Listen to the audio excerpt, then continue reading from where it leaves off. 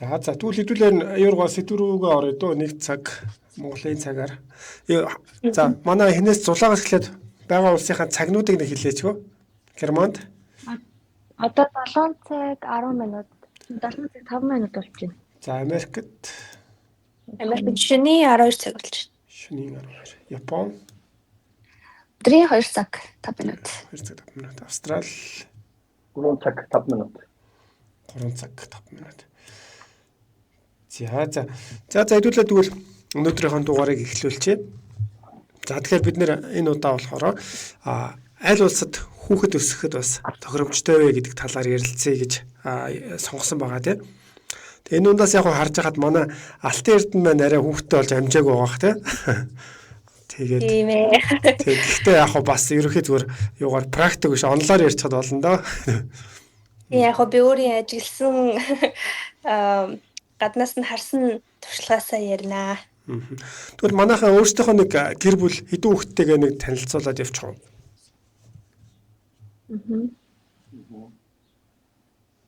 Тусаагаад хэлэх. Инхээр дараалал мэддэг юм аа тэгээд. Гэхдээ би юу яач вэ? Эндээс аяг харагч байгаа дараалал л хэлчих. Зулаа тэгээд Алтан Эрдэнэ нөмөө багий гээд тэгээд сүүлд нь би яваад байгаа. За би болохоор одоо 4 нас хүрч байгаа охинтой.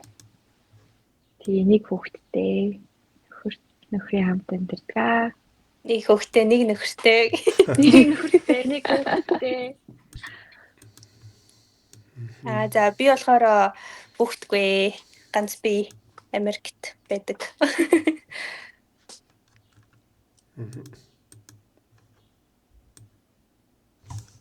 Би лөө. Би болохоор 2 хүүхэдтэй. За том маань болохоор 6 настай одоо бага ангийн 1-р анги. Баг сургуулийн 1-р анги. За тэгээ бага маань болохоор одоо 1 настай цэцэрлэг тавьдаг байгаа. Хойлоо охин. За би манайх бол 2 хүүхэдтэй. 2 хүүтэй, том нь 13-тай, бага нь 3 настай. Тийм 2 хүүтэй. Манай багийн том нь адилхан юм байна. Манай 3 охинтой, том нь 13-тай, 11-тай, тэгээ 7-тай. Гурлаа Солонгос төрсөн. Тэгээ том нь 6 нас хүрч яхад бид нэр хүүхдүүдээр нь буцаагаад Монголдоо байгаа та. Яг сургуульд орохоос өмнө юм биш үү? Тэ ерөөхдөө ер нь сургуульд орох гээд ирэхээр нь за яах вэ ийхүү гэдэг нэг тиймэрхүү юу орж ирэх юм бэлээ ялтчихгүй. Манай томчон Солонгосоос би Монголд очичоод яг ер нь Солонгосоо бусдад таньжээ тийш яваад бацсан юм уу гэж тийм комплейн гаргасан уу?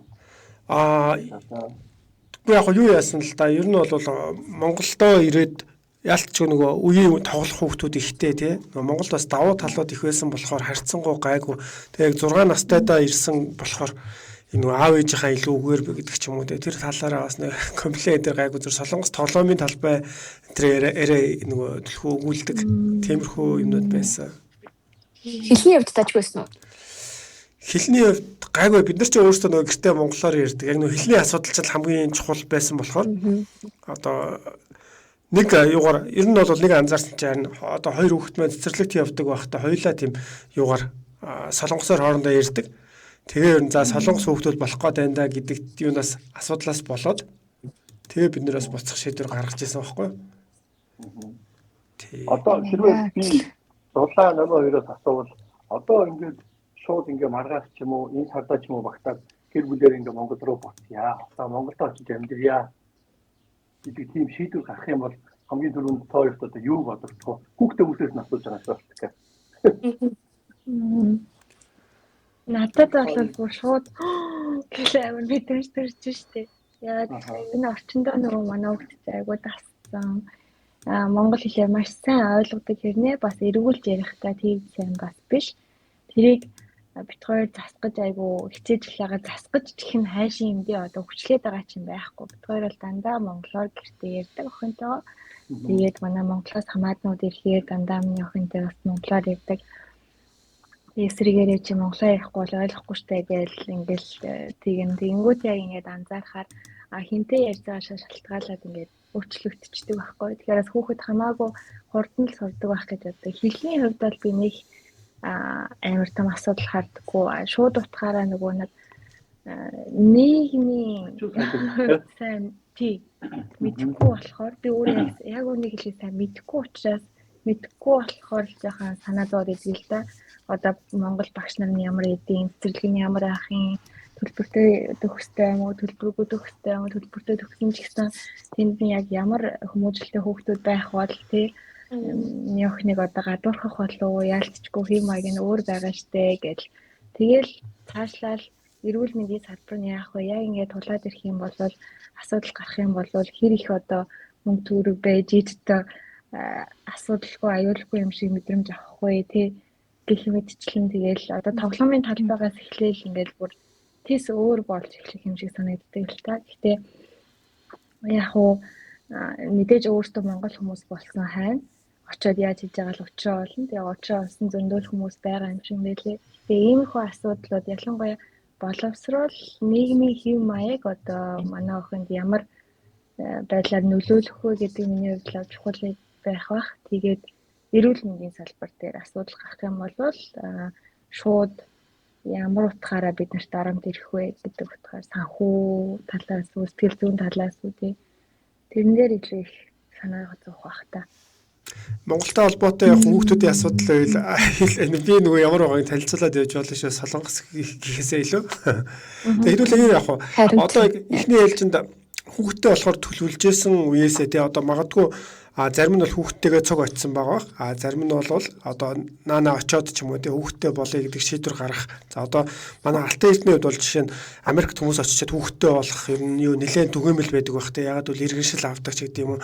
Тэр талаас нь анханасаа одоо яг нөгөө хүүхдтэй болох бэлтгэл тухайн улсынхаа онцлог юу гэдгийг яаж бэлтгэн гэдэг талаас нь яриад явах уу. Ямаагаа хэлэх үү? Тэгээ одоо институт одоо юу Тэгээ миний хувьд болохоор яг оюутан болж Японд ирсээд тэгээ оюутан байх хугацаанд яг анхныхаа охинтойгоо болж исэн. За тэгээ тийм болохоор яг их сургуулиасаа чөлөө авах шаардлагатай болоод тэгээ нэг жилийн чөлөө аваад тэгээ Монголдо буцаж ерөөдөө гэр бүлийнхээ хажууд байх шийдвэр гаргаад тэгээ Монголдо очичоод төрж исэн. За тэгээ яг тэр үе маань болохоор яг ковид ингээд давхцсан байсан болохоор яг ингээд охинтойгоо шууд ингээд Японд ирэх хэрэгсээ боломжгүй. Визний асуудал нэлээд хойшлогцоор байгаад би эхэлж төрүүлж яваа. Тэгээ араасаа яг ахиж охиноо авчирч ирж исэн. Тэгээ 2 нас 8 сартаа Японд ирж исэн. За тэгээд 2 дахь охин маань болохоор яг Японд төрсэн байгаа. За тэгээ энд одоо төрөлтийн асуудал дээр бол яг Монгол болохоор би хамгийн гайгүй интермедиэт төрж ирсэн. За тэгвэл ингээ Японд болохоор ингээ Японы бас ингээл яг жирийн нэг имлэгт одоо ингээ төрж байгаа шүү дээ. Тэгэхэд бол бас ингээд энэ хоёр имлэгийн байгаа байдал ч юм уу одоо ингээд өвчтөн жишээ. Надад ингээ хандж байгаа байдал хүүхдүүдэд хандж байгаа байдал ингээ бүр маш ондоо байдаг гэдэг ерөөд амар мэдэрчээсэн. Тийм болохоор яг ингээ миний анхны хийжсэн бичлэг маань ч гэсэн хүртэл яг ингээ Японд хүүхэд төрөхөд ерөөхдөө ямар байдаг вэ? Ямар үйлчлэгээ үзүүлдэг вэ? Эмчнэр, цавлагч нар ерөөхдөө яаж ханддаг вэ гэдэг яг тийм сэдвэр анх бичлэг хийж гарч ижсэн байгаа. За тэгээд ер нь бол Монголд бол яг ингээ жирэмсэн боллоо. За тэгээд яг ингээ энэ сар болгон яг өөрийнхөө хүслээр баг ингээд нэг хондоо харуулаад ингэж яваал ингэсэргаал ерөөхдөө нэг төрөлтөг санагдчих байхгүй. Тэгэхэд Японд бол жирэмсэн болсноо одоо яг ингээд хотынхаа захиргаанд мэдгдсэн тэр өдрөөс эхсүүлээд бүр маш их зүйлс ерөөхдөө мэдээлэл маш их одоо мэдээлэл болон одоо ингээд одоо тусламж гэх юм уу яг нэг тиймэрхүү зүйл шууд ингэж хүлээж авдаг. Ингээд шууд би ингээд гэрээ орж ихдээ ингээд 2 гар дүүрэн маш их юмны мэдээлэл, ном, сэтгүүл тэгээ ингээд жижигхэн бэлэг гэдэг ингээд тийм дээрхэд орж ирсэн байхгүй. Тэгээ ингээд ер нь жирэмсэн болсноос хойш төрөн төрөлх бүх тэр зардал, эмнэлгийн зардал тэр нь бүгд яг улсаасаа үнэн байдаг байгаа. Тэгээ ерөө ингээд төрхөн ч гэсэн ерөөхдөө эхэндээ ингээд 500,000 йенээр төрнө. Тэрнээс дээшгээ хэрэг төлбөр гарвал өөртөө төлнө. Хэрэг бага байвал тэр мөнгөө ингээд өөртөө даамж гэдэг юм яг нэг тийм системтэй байсан бол одоо энэ жилийн 4 сараас эхсүүлээд одоо бүх хүн өнгөө төрдөг болсон байгаа. Хэд ч болсон одоо хагалгаар төрсэн байсан, өөрөө төрсэн байсан ч хамаагүй өнгөө болж ирсэн байгаа. За нэг Бэлтгэл бэлтгэл ажил энд байна да. Бэлтгэл ажил гэх тэгэнгүүт бит хоёр ч яг охин яг төлөвлөгөөтэйгээр бас гаргасан. Тэгээд тэрийг яг бас би өөрөө оюутан хоёулын ер нь оюутан байхдаа бол гаргасан. Тэгээд оюутан байхдаа яалтчгүй цаг зав хамаагүй ихтэй юм байна гэж бит хоёр бодсны эцэстээс гаргасан байхгүй. Дээрээс нь хоёулаа яг home office их 100% боломжтой байсан учраас тэгээд аль нь би ч манай нөхөрч сургуулаа хоцрогдуулахыг хүсээгүй. Ажиллаа ч гэсэн бас тэр чигт нь хаяхыг хүсээгүй учраас яг хоёулаа хүүхдээ гаргах төлөвлөгөөгөө яг миний мастрыг дуусгах одоо үед бол гаргасан. Тэгээд тэнд бол Германд айгүй их юм төлөвлөгөө гаргаж бүх юмаа бодож цаг хугацаагаа бодож зүгээр юу гэдэг одоо шууд утгаараа хүүхдийн төрөх сар нь хизээ байвал цэцэрлэгийн одоо цэцэрлэг орон зай олоход маш боломжтой вэ гэдгийг хүртэл боддог. Эсвэл бас сургуульд ороход хэдэн настайдаа орох боломжтой болох вэ гэдгийг бас боддог. Одоо 7 сарын 1-ээр жилөө 6 сарын 30-наар ингэж таслагддаг байхгүй. Тэрнээс өмнө төрсөн хүүхдүүд одоо 6 настайгаас сургуульд орно. Тэрнээс хойш төрсөн хүүхдүүд 7 настайгаас одоо 6-наас өнгөрөөд дараагийн жилийн ер нь бол орно гэдэг бас тийм байдаг. За тэгээд цэцэрлэгүүд бол 8 сард 9 сард эхэлдэг учраас тэрнээс өмнө 1 жил 1 настай болсон байх ёстой. Тэгжиж бас яг хамт цэцэрлэгт орж эхэлнэ гэсэн үг. Тэгээд дундаас нь одоо 12 сар, 1 сар, 3 сар, 4 сар ч юм уу төрсөн хүүхдүүдийг бол цэцэрлэг олоход бас жоохон төвөгтэй. Олддгүй ч гэж бас байхгүй л те. Тэгээд төвөгтэй. Тэгэхээр төлөвлөх ёстой байдаг. Тэгээд яг төлөвлөсөн. Тэгээ манай ах яг 8 сард төрсөн байсан. Тэгээд тэрний өмнө бэлтгэл ажил гингүүд энд жирэмсэн байх хугацаанд чамд тулгарч байгаа зөндөө асуултууд байгаа шүү дээ. Одоо миний би ингэж яах вэ? Хүүхд маань зүгээр байгаа бол яах вэ гэд тэрэн дээр яг тусалдаг сувлэгч эмэгтэй гэж бас байдгийн. Эмэгтэйч гэж эмэгтэйч бас байдаг л ахaltaа ихтэй хөвчлэн эмэгтэйчүүд байдаг. Тэр нь болохоор одоо асуултууд чинь бүгдэнд нь хариулна. Хөвч яг ингээд юу бас яг биш, эмч гэх биш. Яг сувлэгч маягийн хүмүүс байдаг. Тэр хүнийг олох хэрэгтэй. Төрсний жирэмсэг гэдэг мэдээ шууд түүнийг шууд олох ёстой. Тэгээ жирэмсэн байх явцад чинь төрсний дараа бас гэрт чи хүүхдэд чи хурж иж харж хайрсан марсны шалган нь одоо юу гэдэг төсний шинжилгээ бас авч чаддаг гэх мэтчлээ. Тэгээд эмэгтэйчүүдийн эмч дээрээ сар болгон бас үзүүлдэг. Тэр сувлэгч эн чинь үнэгүй юу тий? Тий, одоо бүгдийг нь бол даатгалаасаа. Герман улсад бол ерөнхийдөө даатгалтай хүн болгон даатгалтай байх ёстой гэдэг хуультай. Тэгээд хэрвээ даатгалгүй бол оршин суух эрэхгүй юу нь бол. Тэгэхээр яг тэрийг улсын даатгалсан байгаа тохиолдолд тэд нь бас үн төлбөргүй байдаг. Тэгээд төрхийн өмнөх сургалт гэж бас ордог эцэгчүүдээр. Нэг талныгийнх нь төлбөрийн даатгалаас төлнө, аавынхаа төлбөрийг бол өөртөө төлөөд тэг хамтдаа ингээд суугаад бас нөгөө төрөх явцыг бас тайлбарлуулдаг. Нөхөр нь юу хийх ёстой вэ гэдгийг хэлдэг. Юу гэдэг штеп нөгөө өвчин намдаах ямар юм байдгийг алийг нь чамд илүү тохирох бол гэдгийг бас зөвлөж өгдөг гэх мэт чинь. Тэгээ судлаад байвал зөндөл туслах тийм нэг сайн дурын бас нийгэмлүүд аюул их байдаг. Одоо санхүү тал дээр ч юм уу те хаяа бас тэтгэмж авах ч юм уу. Тиймэрхүү юмнуудыг бас судалж өгөх зөндөө нийгэмлүүд байдаг. Тэгээ тиймэрхүү юм бас хандаад судлаад тэгжиж ер нь бид хоёр хүүхдтэй олж исэн. Тэгээд тиймэрхүү бэлтгэл ажлууд ер нь бол хийгддэг юм. Даатгалын хувьд даатгал нь ер нь боломжийн үнэтэй юу? Эсвэл их үнэтэй юу? Ямар хөө байдаг вэ? Оюутан байх үед бол нэг 100-аас 200 евро сард байдаг байсан. Маш бага гэсэн. За тэгэнгүүт одоо ажилтан болчингууд тухайн хүний авж байгаа цалингаас нэг 30% нь бол даатгалт бол явна. Бараг. Ямар их юм биш амар их юм шиг үгүй 30 биш. Тэрнээс ингээд хэсгийн ажил олгогч төлнө. Хэсгийг өөртөө төлдөг байхгүй. Тийм 30% тэрний 15 яг талаараа л бараг төлдөг байх. 15% нь бол даатгалт төлдөг. Зөвхөн тэрний эрүүл мэндийн даатгал биш. Ажилгүйдлийн даатгал тэтгэр авахын даатгал ямар нэгэн осол аваарах юм бол төлдөг даатгал хин нэгний одоо хамааралтай асрамжийн явцад очих юм бол одоо дахиад болоод ч юм уу тэр нь төлдөг даатгал би эрүүл мэндийн даатгал гэсэн яг юм 5 даатгалыг бол дандаа төлдөг байхгүй. Яг шудраг юм байна тийм.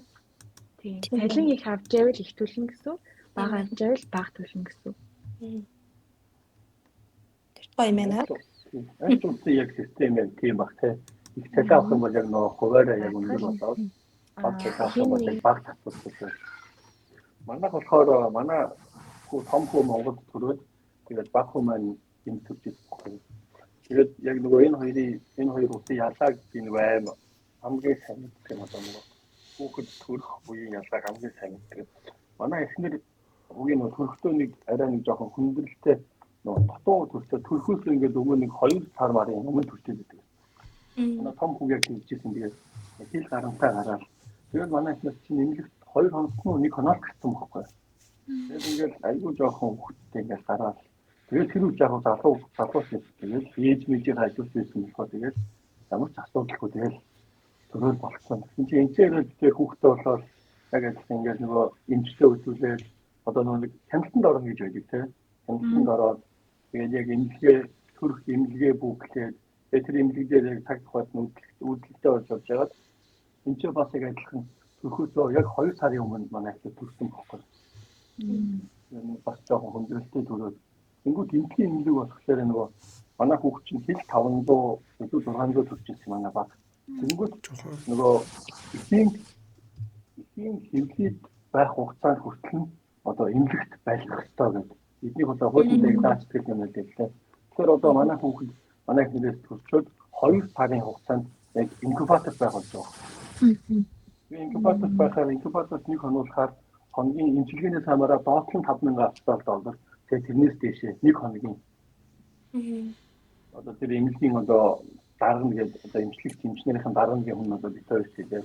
Тэгээд та нарыг ингээд санаа зовлоо. Танаа даатгалаас энэ бүгд гарчин. Тийм учраас ингээд та хоёр санаа зовлох юм байхгүй.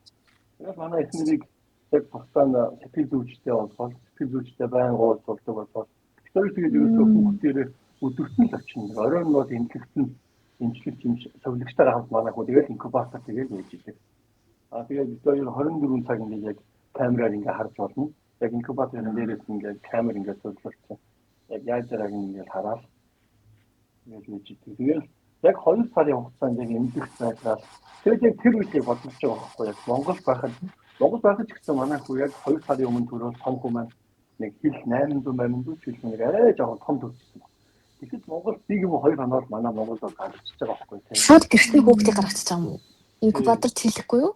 Инкубаторт хийхгүй. Манай том хүүхдийг.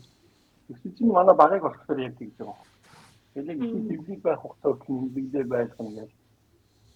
Тэгэнгүүт би нэг тэр ус танаас нэг ярьсан гэжтэй нөгөө бидний тусдаа ингээд нэг өрөөнд оруулсан. Надад доонч өгөөл. Хоо авчирж өгөөл. Та доонч ямар зүгээр санаа доонч. Би бараг төрж байгаа юм шиг юм байна. Манай эмчилэг чинь манайхаас 15-20 минутын зайтай газар байдаг. Тэгээд нөгөө битэрийг өдөр болгон очиод байна гэж битэрт бензинийг хаалтуулдаг. Тэгээд нөгөө машины зогсоол чинь төлбөртэй тэнгуут ингээд unlimited нөгөө төлбөрийн карт өгдөг ч юм уу те зогсоолын карт өгдөг ч юм уу. Нэг кемпүрийн чиглэлтэй тиймэрхүү тийм одоо жижиг хүн одоо сонсоод жижиг сайжиг зүйлний амьдрал амар хэрэгтэй. Хүний нүунийг амар тийм харсан юм уу ажиллаа айгу хийд юм байлээ. Хоногийн $5,000 гэдэг чинь амар 60 хоногийн бодох гэсэн амар мөнгө байгаа тийм. Тийм байна шүү дээ. Угаасаа хэцүү байж ядж байхад дахиад нөгөө санхүүгийн дарамт ирээ. Санхүүгийн амар дарамттай болсон. Тэгээд энэ чинь нөгөө даатгалын системнаас хөгжсөн болохоор тэгээд манай чинь гэр бүлийн даатгал гэж $30,000 тохиолдол family даатгал хөгжсөн баг. $30,000 яг бүх юм тэгээд авсан. Бид нэг хоёр оюутан байсан болохоор яг нөгөө даатгалтай байна. Тэгээд family даатгалтай байна. Single биш.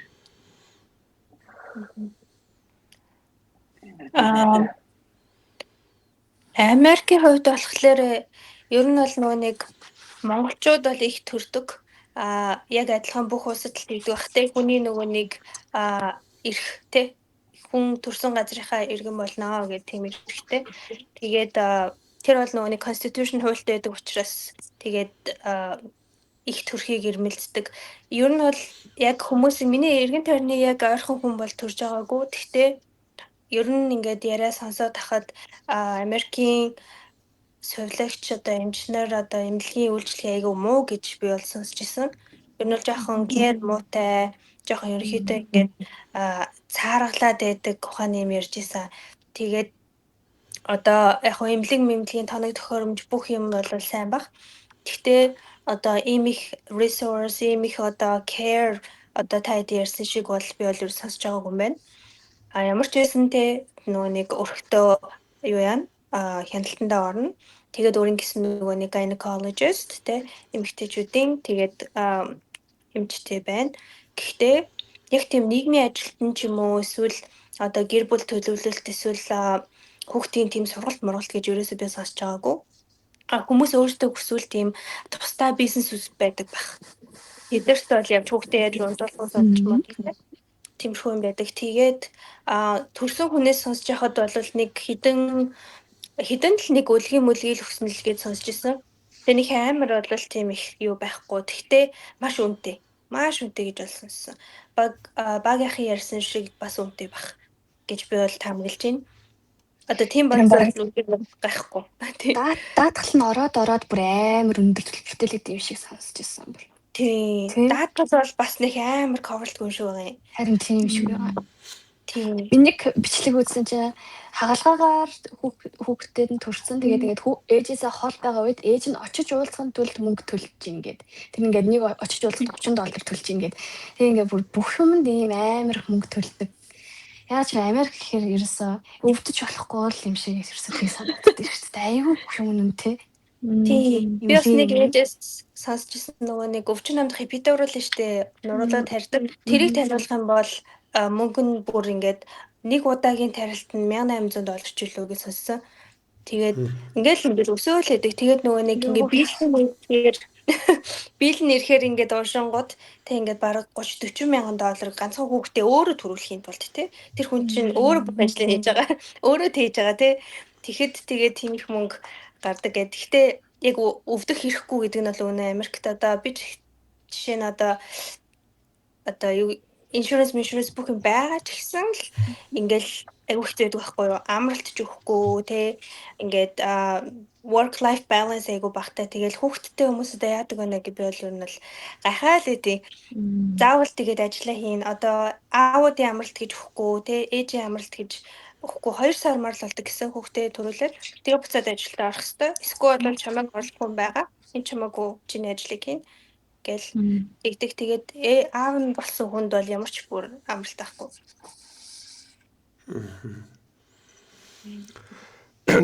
Солонгос тиймэр гэдэг. Тэгээ бид нэр яг зүгээр Солонгос нөгөө 12 оны үед чинь нэг Монгол руу хүмүүс нэлээ эдийн засаг гайгуулчлаа гэдэг их буцсан шүү дээ. Тэгээ баг талан шахуу буцаад тэгээд нэлээ багасч хахад найзууд явахтаа загчээс нөгөө жоохон би чинь 27 28 дээс ч одоо хүүхд чи оройтлоо гэл яг нэг тийм нэлээ мессеж өгчөөл хүмүүс явахтаа тэгээд явахаар нь нэрээ бас тиймдээ гээд тэгээ ер нь их нэртэйгээ хүүхдтэй болох талаар бодоод тэгээд төлөвлөлттэй маш чухал байсан байл л дээ. Би болохоор яг тухайн үед битгаар хоёлаа мэдэхгүй учраас шууд л тэгэл тухайн үед нь зохицуулах арга хэмжээ аваад явсаа. Одоо тэр нь болохоор жишээ нь манай хүүхд сая 7 сарын 16-нд төрсөдөр нь болж байгаа байхгүй юу? Солонгост бол халууны үе л дээ. Тэгэнгүүт одоо юу яадаг юм бэ лээ? Air condition дээр хамаагүй ажиллуулад ажиллахгүй. Тэгэнгүүт чи энэ халууны үйлчлэлээр кондишн ажиллуулахгүй гэдэг чинь өөрөө их том асуудал шүү дээ. Тэгээд хүүхд одоо нурн мурн ингээл юу яадаг штэ тиймэрхүү байгаад идэг. Ажиллуулахаар уушх нь усдаг гэдэг нэг тиймэрхүү сонсож байгаа байхгүй. Тэгээд бид нэр за ямар ч байсан хүүхдээ одъё. Одоо Инчоны тийшээ ингээд далайн салхитай гэдэг юм уу да тийшээгээ нүүж байгаа. Тэгээд дээр нь бид нар чи айлхоор л хямдхан орон сууц түрээсэлдэг байсан болвол хоёр талаараа ингээд тагттай ядчлан апартанд ингээд амьдарч эхэлж байгаа байхгүй. Хоёр талынх нь бүх балконоо онгойлгочоор нэвт салхилаад ерөөхдөө тэгээ халууны тэр асуудлаа шийдэж байгаа. Тэгэнгүүт эмнэлгийн хяналтанд болохоор одоо яг нөгөө төндөөмөнд өргөтэй монголчууд их байдаг. Тэндээ ороод явж исэн учраас нэг 20 хэдэн километр зайтай очилж байгаа. Тэгэхээр за гинт өвдвөл яах вэ гэж би жишээ нь өөрөө ингээд машинтай эсвэл такситай энэ төр яг явж үзээд одоо замын төгжрлийн яхаар байна. Яг гинт сандраад эхлэвэл бас яах вэ гэдэг нэг тиймэрхүү нэлийн айц төрөөд эхэлж байгаа. Тэгээ яг жирэмсэн болоод ирэх үед болохоор эмнэлгээс нь бол нэг 500 мянган оны одоо эмнэлгийн карт тэр картаар зөвхөн эмнэлгийн үйлчлэгээ авчаад тооцоо ихтэй зураад явдаг. Энэ болохоор баг 10 жилийн өмнөх юу тэгээд сая гэхдээ 2-3 жилийн өмнө сонсоход 500 мянган вон хэвээрээ баг шиг байсан. Одоо өөрчлөгдсөн нь бол мэдэхгүй байгаа тань. Гэхдээ ямар ч байсан тухайн үедээ бол эмнэлэгтээ янз бүрийн хүндрэлч юм уу нэмэлт юу байхгүй бол харьцангуй гайгүй ингээд хяналтандаа нэг 2-7 хоноод ч юм уу тийм зарим гай үед нь сарын дараа ир гэдэг тиймэрхүү үедээ байсан. Тэгэхээр тэр болгонд тооцоо хийгээд явхад бол бас гайгүй болоод байсан. Тэгээд яг хөө зүгээр эхнэрийн хувьд ч гэсэн яг бодохоор хоёулаа ажил хийдэг байж байгаа. Манай эхнэр ээжээс ажил зүгээр нэг оюутлын тэм чиглэлээр үйлдвэр байсан. Тэнгүүт одоо үнэр одоо янз бүрийн тэм юу бас авч болохгүй байх гэдэг ажлаас нь ингээд 3 сар болохоос өмнө ч мөнгө гаргаж байгаа байхгүй. Тэгээ би тухайн үед нөө хэлний бэлтгэл сурдаг байж байгаа. Дөнгөж мастер руу орж исэн үе байсан. Тэгээд ингээд мэдгүй миний амьдрал яг тухайн үед ингээд бүр ингээд яг юу болчихж байгаа юм чи. Бүх юм анх удаа хөвгтэй болж байгаа. Тэгээ мастерд орсон чи хэлний бэлтгэл чинь тухайн би 3 левел явцсан байсан. Заавал 4-т авах хэрэгтэй гэдэг давхар сурж байгаа байхгүй. Тэгээд өглөө эрт явал одоо энэ ч гэдэг чинь нэлээд зайтай болчихж байгаа. Хамгийн ихний автобусаар гараад өглөөний хэлний бэлтгэл хичээл суугаал тэгээд ажил хийдэг байсан. Ажил руугаа очиод ажиллаа хийж байгаа л оройны ангид мастерт тэгээ орой мастерт ингээд хичээлдээ суугаал тэгээ сүүлийн автобусаар ирээл тэгээд тийч очиод хүүхдээ бас харахгүй болохгүй шүү дээ. Тэгээл ер нь автобусанд явах замдаа жоохон нойроо авдаг ч юм уу те. Тэгээ яг давуу тал нь гэх юм бол солонгос харьцангуй бас нөгөө ойрхон учраас хоёр ээжигээ ингээд 3 сараар ээлжлээд тий авчираад тий тэгээд ингээд тэр чинь тэгэхгүй бол яг нэг би гэрээ бараа харахгүй манай хүнтэй анхны одоо хүүхдгээс хэр чинь нөгөө ядч мах цах ирсэж болохгүй ч гэдэг юм уу тиймэрхүү юмнууд байгаад байдаг. Тэгээ аав талаасаа бол яг уг нь аавын юм дээр 10 хоног өгдөг гэдэг ч гэсэн яг нөгөө ажлын газруудаасаа шалтгаалаад тийм боломжтой боломжгүй гэл тиймэрхүү юмнууд бол байх юм байлээ. Тэгээ ер нь бол нэлээ тухайд бол тэгэл жиг эрч хүчтэй тэгэл анхны хөвгт гээл зүтгэл тиймэрхүү байдлаар л явж исэн болохоос дараа нь бодохоор яг өөрийгөө нойр үгүй баг ингээл нэлээ сайн явж ижтэй л гэж бодоод тэр чинь санхүүгийн асуудал дагаад айгүй байдаг байсан. Тэрийг бас зохицуулахгүй болохгүй байдаг. Тэгэл төлөвлөгөө гэж уг нь бодоод байгаа ирнэ. Яг үнэндээ болохоор бас сайн төлөвлөөгүй юм байна да гэдэг тийм зүйл бол мэдрэгдсэн шүү. Тийм одоо Америкт бол ерөөсөө л Америк хүмүүс бол яг л мөнгө гэж хардаг хүүхдийг те. Хэрэг хүүхдээ ингээл яриад эхлэх юм бол очи мөнгөтэй юм уу л гэж ер нь бол те. Чи таасандаа хэрвээ доотлол нь $300 мянган тайхан бол чи хүүхдтэй болж болно. Нэг хүүхдийг 18 нас хүртэл өсгөхөд ойролцоогоор те $450 мянган ч илүү нэг тийм юм хэлжсэн нэг ордог те. Тэрийг чи ингээд одоо хангалттай чаднаа чамд байна гэвэл чи гаргаа чадахгүй бол хэрэггүй гэдэг утгаар тэг би яг нөгөө нэг энд жоохон уусаад жоохон тийм тал руугаа нөгөө санаатай болцсон. Тэгээд одоо бол би ингээ яг ингээ тооцоолол гэж хараад идэг. Тэгээд манай ах дүүнэр ч юм уу манай аав ээж ч юм уу ингээд хүүхэд төстэй хөөхөн тий ингээд чи хүүхэдтэй болол залуу дээр ингээл аав ээж нь хараад ингээд зүгээр санаа зовлт үгээд тэг би тэгдэг байхгүй өстой тийм юм байхгүй. Тэр чинь ингээд маш их тооцоолол. Тийм тэгэхээр яг нөгөө нэг барууныхны дагаал яг тийм юутай үзэл бодолтой болчдөг юм байлээ. Тэгэл за цэцэрлэг хэдэн төгрөгөө чи хажуугаар нь юу их үү яах уу гэл бүгдийг ингээд бодож ичил ерөнхийдөө тийм баг хүүхдийнхаа хүүсийг ч гэсэн шийдэхэд одоо бараг шийдэх гэж оролдоод байгаа байхгүй хүмүүс. Эмэгтэй хүүхдийн бол их мөнгө орно те ингээд зөндөө хувц моц ингэж явна гэл. Сая багийн ярьсан дээр яг нөгөө хүүхд нь инкубаторт ингээд юу яасан штэ тий. Тэгэхэд яг тийм төлөвлөөгүй тиймэрхүү зүйл гарахаар бас яг одоо биний санаж байгаараа нэг Монгол залуу гэрүүл байгаад хүүхд нь бараг 500 г ингээд маш жоохон байхдаа төрөх шаардлага гараад инкубатор гэдэг тэнгуү төлбөр маш өндөр байсан. Бид нар тухайн үед нэг халуун сэтгэлийн Корея гээл нөгөө хандив өдр ялч гоо гэж тиймэрхүү юм руу хандхаас арга бид нар нэг тийм арга хэмжээ дээр хийгээл айлхаар тусал тэмцгийг хичээгээл яг тиймэрхүү байдлаар оролцож байсан байхгүй юу. Тэгээ харахад ер нь бол энгийн гэр бүлийн хувьд тийм янз бүрийн хүндрэл гарах юм бол эмнэлгийн төлбөр маш өндөр учраас одоо яг тэрийг ямар сандал бусд монголчууд руу хандах ч юм уу нэг иймэрхүү янз бүрийн байдлаар шийдэх гэж л оролдохгүй бол төлбөрийн хувьд бол үнэхээр өндөр гараа явуучих юм бол бас хэцүү тийм зүйлүүд байгаад байсан. Сая алт эрдний яг ярьж байгаа дээр нөгөө юу нэр тухайн улсууд тийм одоо хүүхэд гаргахтаа яаж төлөвлөж гин одоо яг гэдэг тэр сонирхолтой санагдлаа л да. Би зүгээр Солонгосын хувьд бол яг харж ирсэн нэр ялч Монголоос ялгаатай нь бид нарыг очиод хүүхэдтэй ялангуяа 2 хүүхэдтэй гэж хэлэхээр бүр ийм жоохнороо юу гэвэл одоо ээж нарыг хараад ч юм уу гайхдаг. Тэгээд тэр судалгаан дээр яг харахад болохоор 20-30 насны одоо эрэгтэй хүмүүсийн 95% нь 20-30 настай хүүхэдтэй байгаа. Эмэгтэй хүмүүс нь 90% хүүхэдтэй байгаа байхгүй юу? Дахиад энэ бас нэг 2-3 жилийн өмнөх судалгаа шүү. Тэгээд 30-аас 39 нас байгаа байхгүй. Энэ хооронд олонгууд за эмэгтэйчүүд нь болохоор 40% руу ороод эрэгтэйчүүд нэг 40-40-с 50% хооронд хүүхэдтэй болж эхэлж байгаа байхгүй. Тэгэхээр маш хоошоо нэлээд юм төлөвлөгөөтэй гэр бүл болдгийм байлээ. Тэгээ эндээс яг асуух гэж байгаа нь болохоор тухайн байгаа улсуудын хүмүүс ойролцоогоор хэдэн настай гэр бүл болж хүүхэдтэй болж гин гэдэг дээр зөв өөрсдөө анзаарснаар л хариулвал нэмэлт асуулт хүүхэд яг хүүхэдтэйгээ ирдгийм байна уу? Тийм тийм. Тэгээд хариулчих. За. Энэ нөгөө хүмүүс амар тохоод ижиж байгаа байхгүй. Бараг гадаад айл болгон бараг нохоод тэгэл. Одоо жишээ би өглөө ингээд ажилдаа ингээд уус нэгтлээд байгаа 5 50 доллар шийдэж малгаад ингээд өгч байгаа. Яасан гэсэн чинь энэ хүмүүс тэгэхээр гэр бүлтэй болохоос өмнө нохоод ижиж гинэ. Эсвэл гэр бүлтэй болсон хүүхэд хүмүүс ч нохоод ижиж. Тэр нохоогоо тийчээгээд ингээд одоо тэр нохоо нөөц нь ямар тэргүү дарамтгүй санагдаад нохоогоо ч гэсэн хайпи байлгаад ирэх юм бол боддог гинэ. За ингээд болсон байна. Хүүхэдтэй болоход ингээд болчихжээ. гэж боддог гинэ. Ямар сони Хүүхдээ ингээд хүүхэдтэй болдог. Тэгээд энэ чинь хадаад бас яг гэр бүлэг тийм байхгүй ингээд яг одоо түрүүн Чимбагийн хэлж байгаа шиг аюу тийм одоо 30 гарцын 40 ингээд хүүхэдтэй болдог ч юм уу те. Тэгээд дээрэс нь гадаад улс чинь ингээд нэг амар тийм овартай харагддаг шүү дээ. Одоо тэгээд манай хүүгийн тэр нэг баг нь одоо юу байхгүй юу? Дан нэг гадаадууд байдаг. Одоо энэ дүүргийнхэн шигшээ баг. Дан гадаадууд байдаг байхгүй. Тэгээд би ингээд очиод дандаа тоглох тэмцэл тэнгууд нэг аав хурж ирчээд нөгөө натаа ингээд одоо багийнхэн хүүхдүүд талаар яриад байж ирсэн. Тань аав ээж чи яагаад ирэхгүй чи яагаад дандаа ирдэм бэ?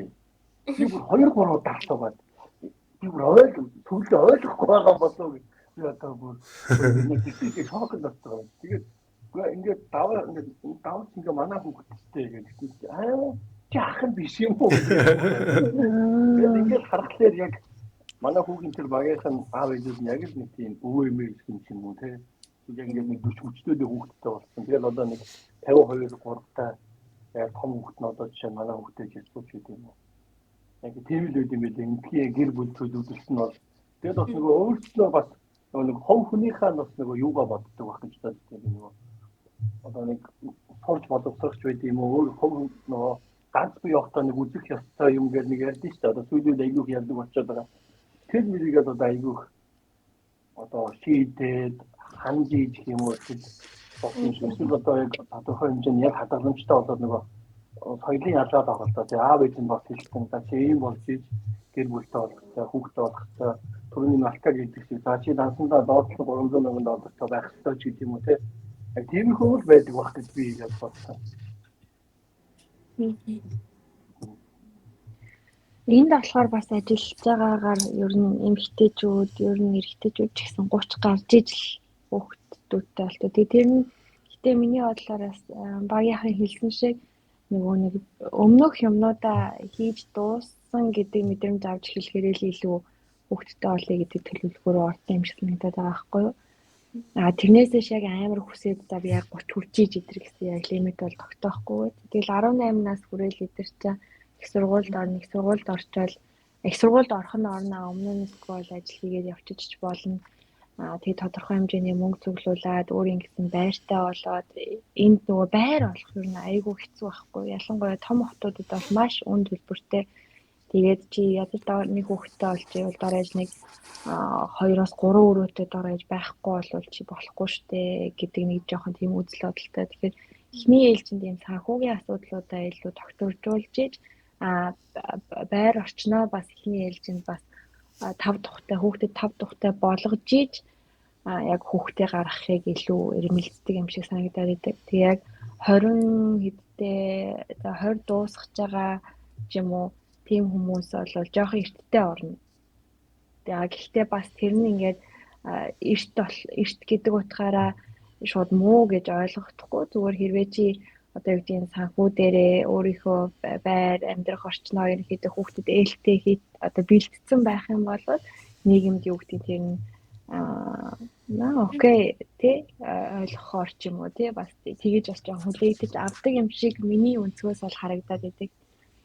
Тийм. Ер нь бол 30 гарч иж 30 дуусж иж төрж мөрхөнч бараг ер нь бол элбэг тэр бол нэг амар оройтлог гэл амар хүмүүс тэгээд байхгүй зүгээр хэлж байгаа юм нь эмэгтэйчүүд ялангуяа 30 дуусаад одоо 30 гараад л нөгөө нэг жил явах тусам хүүхэд нь нөгөө аутизмтай болох магадлал өндөрсдөг учраас ер нь төлөвлөлтөө одоо ингээ хийгээрэй гэж эмэгтэйчүүдийн эмчнэр нь ер нь зөвлөдөг цаанаас нь бас тийм. Ер нь Монгол шиг ийм амар эрт хөөх төрүүлдэг улс баг байхгүй юм шиг одоо санагдаад байна шүү дээ. Ер нь бол тий. Би болохоор бас ингээл 21-т одоо ээж болсон ер нь маш залуухан ээжтэй орохгүй. Одоо Японд одоо баг хүм болгон пүүстэй шоконд орол гайхаал та бөө юм бол тий. Гэтэ яг ингээд би Монголд очиод 21-т ээж болсон гэхэд эргэн тойронд бол зөндөө тийм хүмүүс ингээ байх жишээ нь тий. Тэгэхээр энэ бол Монголд улс маань яалтчгүй хүүхдэд угаасаа хүн ам зүйтэй болохоор хүүхэдтэй болох одоо нэг уран ч гэсэн те хүүхэд их байх төлөө юу лээ ураад шүү дээ монголчууд маш олон болчихлоо. Тийм болохоор яг ингээд эрт төрүүлээд ингээд хүүхэдтэй ингээд яах нь одоо зөв ч юм уу яг тийм бодолтой байгаад идэг санагдаад идэг. Яг ингээд мөнгө хамаагүй тэ мөнгө хамаагүй ер нь ингээд хүүхэд байхад болно. Хүүхэд бол угаасаа ад жаргалтай гэр бүлийн сайхан зүйлтэй хөөрхөн штэ. Хүнстэйгээ ирдэг гэдэг юу амар их ингээд Монголд иргэжчихэд идэг тэ. За тэгэнгүүт за Япон ч гэсэн бүр яг ижил Япон бол яг угаасаа эсэрхээрээ төрөлтөнд байхгүй болсон ямар ч хүүхэдгүй болсон. Одоо яг ийм асуудал бүр үнэхээр том асуудал болсон улс үед явж байгаа. Яагаад ингэж асуудал болоод байна гэхээр яг ингээ орчин үеийн хүмүүсийн бодол сэтгэлгээ нь одоо маш өөрчлөгдсөн. Ялангуяа эмэгтэйчүүд нь л угаасаа яг ижилхэн нөхөр болох хүн нь одоо дор хаяж одоо 6 сая йен жилийн орлого 6 сая йен болон түүнээс дээш хэрэг биш л бол өөртөө ч одоо суух уу гэдэг одоо ийм амар өндөр шаардлага орчин үеийн эмэгтэйчүүд нь ерөөсөй тавьдаг болсон байгаа байхгүй юу. Тэгэнгүүт ингээд тийм одоо орлоготой болохын тулд дор хаяж одоо 30 болон түүнээс дээш насалж ижил одоо тийм шүү дээ тий. За тэгээд эмэгтэйчүүд нь тэгээд ингээд эмэгтэйчүүд нь за тийм нөхрөө оллоо хүүхэдтэй болоод гэрлээд ингээд гэр бүл зохиогоо явлаа гэхэд нөгөө эмэгтэй хүн маань ажил хийх боломж нь угаасаа байхгүй болоод гэрийн эзэгтэй болох магадлал нь маш их өндөр ихсдэг болохоор за би ерөөсө тийм болмооргүй байна. Би зүгээр өөрийнхөө ажиллаа хийгээд ингээд явмаар байна гэсэн ийм бодол сэтгэлгээтэй эмэгтэйчүүд нь бас айгүй их байна. Тэгэнгүүт ингээ угаасаа ингээ гэр бүл болж хүүхэдтэй болъё гэсэн бодол сэтгэлгээтэй хүмүүс нь маш ховор болцсон. За тэгээд ялангуяа одоо Токио мэтийн яг тийм амар хөл хөдөлгөөнтэй улс одоо хөл хөдөлгөөнтэй завгүй тийм хотод амьдардаг хүмүүс бол огт баг хүүхэдтэй болъё ч гэж ерөөхдөө бодол нь орж ирдэггүй гэж бүр юм сонсч байсан. Би ч гэсэн ингээд Токиогоор яхад ер нь бол хүүхэдтэй таарлахгүй шүү дээ. Ер нь бол байхгүй. Тэгээ ингээд жоохон хүүхэдтэй төрүүлээд ингээд тэрэндэн суугаад төрөө явж байгаа аавыг ингээд бүр ингээд эргэн тойрныхын зөрж байгаа хүмүүст нь бүр үзэн язаа харж байгаа шүү. Тийм мэдрэмж төртөл нь бүр ингээд би ямар буруу юм хийчихвэ гэж боддог. Ийм амар байдаг. Тиймээс ингээд хүүхэд хэрэг өсгий төрүүлэх гэж бодож ивэл нэлээд зайд хөдөө тал руугаа Японд очиж ерөөхдөө гэр бүл зохиож хүүхэдтэй болно гэсэн үг болчдөг. За тэгээ ойр тэнгис нүуний Японч нэг хүүхэд төрөлт нь угаасаа багасаад байгаа болохоор аль болох хүүхэд ээлтэй байх зөндөө одоо арга хэмжээ авч байгаа шүү дээ. Эрүүл мэндийн салбар нь бол 18 нас хүртэл үнэгүй байгаа. Ямар ч юм там бүх юм үнэгүй, эмнэлэг бүх юм үнэг болсон. За тэгээд боловсрол бол угаасаа үнэгүй. Уг нь ахлах сургуулийн төлбөртэйсэн ч одоо ингээ ахлах сургууль нь энэ жилээс эхлээд бас ингээ үнэгүй болж ирж байна. За тэгээд бүр илүү одоо ингээ гоё юм нь юу вэ гэвэл 3 хүүхэдтэй болвол их сургуулийн төлбөр нь хүртэл одоо үнэгүй болох одоо тийм арга хэмжээ хэрэгжүүлж байгаа байхгүй юу. Тийм болохоор ингээ хүмүүс нь ингээ одоо эргэн тойрон одоо яг миний хувьд эргэн тойрны одоо хүмүүсийг хараад байхад бол 3 хүүхэдтэй ерөөдөө болох гээд бас зорж байгаа тийм гэр бүл айгүй харагддаг. За тэгээд насны хувьд ч гэсэн мэдээж хизээч давж гарчаад хүүхэдтэй болж байгаа харагддаг. Одоо ингээ мама томоо буюу ээжүүдээрээ найзлан гэдэг зүйл одоо Японд амар байдаг. Тэгэл би ингээл яг ингээл том охиныхоо ангийнхаа хүүхдүүдийн ээжлэртэй ингээл найзлах ингээд үнэхээр том бараг миний ээж чиг гэмээр хүмүүс ярьдаг байхгүй. Тийм болохоор ялчгүй маш бүр төлөвлөж ийж хүүхдүүдэд төрүүлж гаргадаг. Санхүү бол мэдээж маш нэгт байдаг байгаа. Яг Японы сонсохоор солонгос ялчгүй төстэй юм их байгаад байгаа байхгүй. Одоо тэр төрөлд болон нас оролт харьцаа гэдэг ингээд явангууд баг Японоосоо илүүгээр солонгосынх илүү тий. Одоо урт наслаад илүү одоо төрөлт нь багасаад нэг ийм асуудал нь нэлээд одоо ноцтой болж ирж байгаа. Тэгээ ялангуяа хөдөө орон нутагт гэхээр сургуулиуд хоосроод сурах хүүхэд байхгүй. Тэнгүүд тэдний одоо зориултын цэцэрлэгүүдийг ч юм уу зарим нь ингээд хөгшөө хүмүүсийн асрах газар болгож өөрчилж байгаа байхгүй. Тэр чинь нөгөө хэрэгцээгээ дагаад гэсэн үг шүү дээ. Тэгээд сүүл бол жишээ нь харж байгаа Сэжүнгээ шинэ хот ингээд илүү байгуулагдаад илүү хүмүүсийг татах гад тэгээ ялангуяа тэндээс бас явж байгаа арга хэмжээнүүд ингээд тэгэхэд аюу байсан. Төрийн албан агч нарыг тийшээ очиж ажиллавал ингээд гэр бүлэрээ ажиллахад байран дээр те одоо хөнгөлөлт тийм тусламж байдаг ч юм уу зарим хотуудыг бас харж байхад өөрөөсөө тусдаа тийм арга хэмжээ аваад сая яг хний нэмэгээ хэлдэг шиг 3 хүүхэд төрүүлэх юм бол за нэг хүүхэдтэй байх юм бол байрны урьдчилгаа одоо лизинг энэ төр шүү дээ тэн дээр нь 30% нь одоо шийддэг ч юм уу 2 хүүхэдхээр тэр хувийн дэвшлээд 3 хүүхэд бол 100% гэдэг ч юм уу нэг тиймэрхүү байрны асуудлаа шийдэх ч юм уу иймэрхүү уг нь ингэж урамшуулал янз бүрийн арга хэмжээ аваад байгаа боловч эсвэргээрээ одоо тэр хүүхдүүдэд зарцуулагдж байгаа төлбөр мөнгөөс бага биш учраас хүмүүстэй яг тэрнээс болоод хүүхдтэй олон хүүхдтэй болж байгаа нэг тийм мэдрэмж бол байхгүй гоод байсан. Манай 2 хүүхэд чинь цэцэрлэгт явж байхад яг бодохоор нэг хүүхдийн цэцэрлэгийн төлбөр нэг цалингийн 4-ний 1 юм уу 5-ны 1-ийг эзлэхээр байсан. 2 хүүхэд явахаар нэлээд тэр эзлэх хувь нь өндөр. Нэг тиймэрхүү бас байсан. Тэгэхээр ялчгүй мөнгө төгрөг бол нэлээд зарцуулагддаг.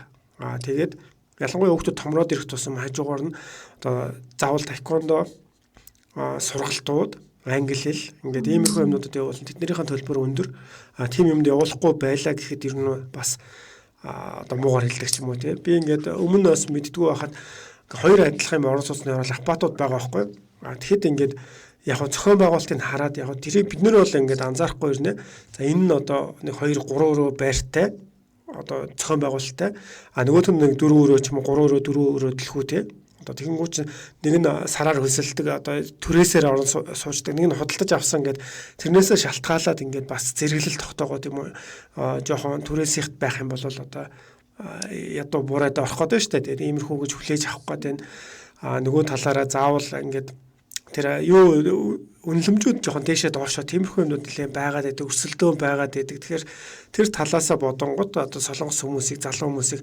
хүүхдтэй болох байр орон сууцтай болох гэдэг тэр бүр баг айлгachсан ямар ч байр авах боломжгүй ч гэдэг юм уу тэгээд хөдөө орон нутг руу очиж одоо ажиллаж амьдралаа гэхэд яг тэрэнд байгаа сургуулийг төгслөө гэхээр бас нэр хүнд нь тийм өндөр биш болохоор дараа нь ажил дээр гарахад хүлээн зөвшөөрөх гэдэг тиймэрхүү зүйлүүд байгаад байдаг юм шиг санагдсан. Тэгэхээр ер нь тэр нэлээд дарамт болоод Монголд болонгууд ч үнэхээр ирээл харж байхад манайхан бол баг яг нэг талаараа ээж аваад ингээ харах хүмүүс байгаад байна. Ялчгүй жаргаад байгаа байхгүй бас хүүхдийн мөнгө гээд нэг сар 100 мянга ч лөө байгаад байдаг бах тийм.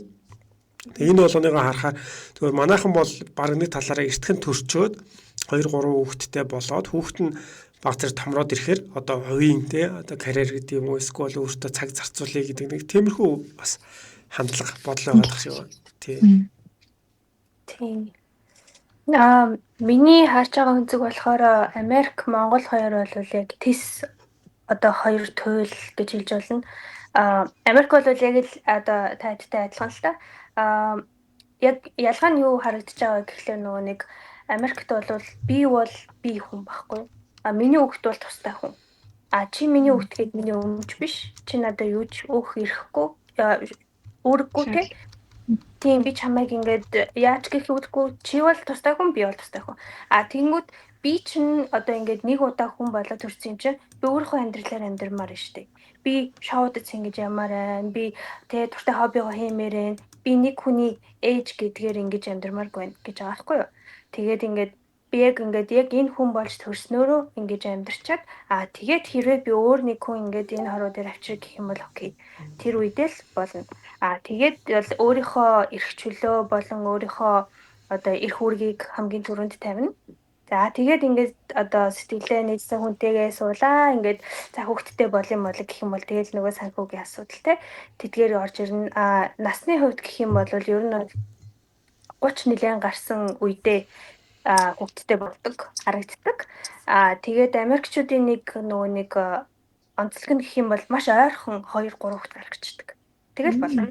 Одоо ер нь хоорондын зам жишээ нь манай дүү бит 2 10 жилийн зайтай байхгүй. Тэгэнгүүт энэ хүмүүст болохоор юу вэ ингээд те нэг хүүхэд нь том нөгөөх нь юм жижиг гин дахиад танаа ээж чинь нойргүй он ингээд тэгээд санагдаж байгаа хгүй. Тэнгүүд эднэр болохоор нэг юм уу 2 жилийн зайтай ингээд гаргаад тэнгүүд тэдгээр хүүхдүүд нь өсөхдөө өөрсдөө хоорондоо найзууд болоод тэгээ өөрсдөө бие биендээ заагаад өсчихнө гэж байгаа хгүй. Тэгэхээр бол нөгөө нэг ганцаардуулахгүй хантай дээрэс нь одоо нөгөө нэг одоо жишээ нь нэг их сургууль тахад нэгэн цэцэрлэгт баймаргүй л байгаа байхгүй тий.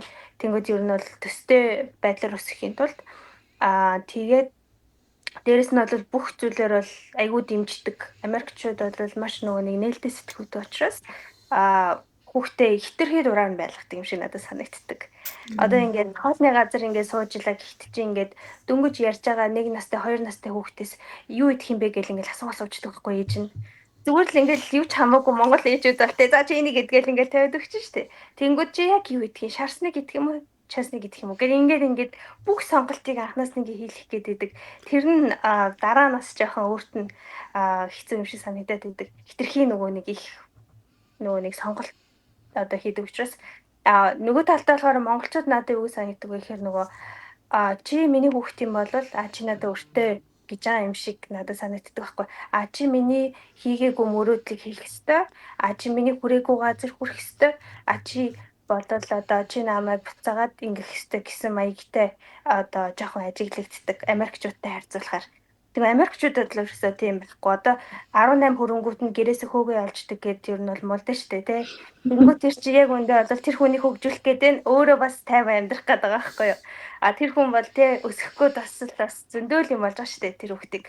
Тэнгүүд ингээд за чи том болцоо одоо чи өөрөө ингээд яв гээд тэр хүн өөрийнхөө одоо дууландаа яваад тий өөрийнхөө амьдралыг бас бодох гээд бас л нөгөө хувь хүн яваад тэнгүүд нөгөө Монгол ээжүүд маань болохоор бол ерөөсөө л бүх үед хүүхдийнхаа төлөө тий 50 настай хүүн хүртэл тий хүүхд нь л ингээд гэртээ байлгаад ингээд халамжлаад хоолж ундлаад ингээд тэгэхээр бас тэр бас ялгаатай. Тэгэд Монголд эрт төрдөг шалтгааны би одоо яг сайн ойлгодгоо. Одоо би одоо жишээ нь дөнгөж 20 гараад явж байгаад намайг чи оройтчлоо гэдэг байгаа байхгүй. Тэгээд яг юунаас оройтсон юм бол энэ тэмцэн байсан болов гэж би одоо гайхалаа.